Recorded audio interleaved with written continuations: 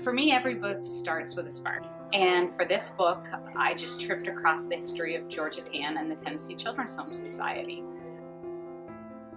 I researched in a couple different ways. Fortunately, there was quite a bit of coverage from the mid-90s when the paperwork was finally opened in Tennessee.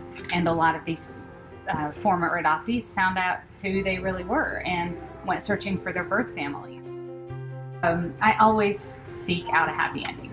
So that can be tough when you're dealing with history that's as difficult as this, but these are incredible people. They were incredibly resilient. They went on and made lives for themselves, and they reclaimed their lives after these often terrible experiences they had had going through the orphanages and through the boarding homes. So to me, seeing what they had done with their lives was hopeful, you know.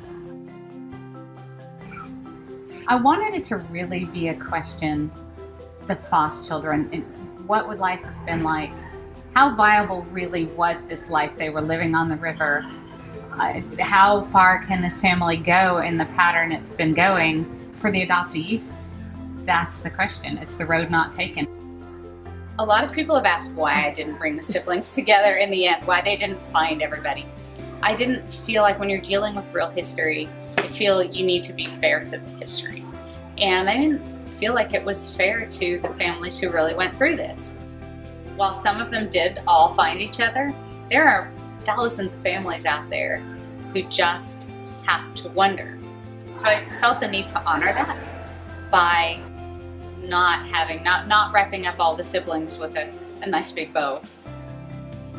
What surprised me the most from my research was that no one was ever prosecuted for this. Georgia Tann dies right as the scandal is breaking, and that is how it ends.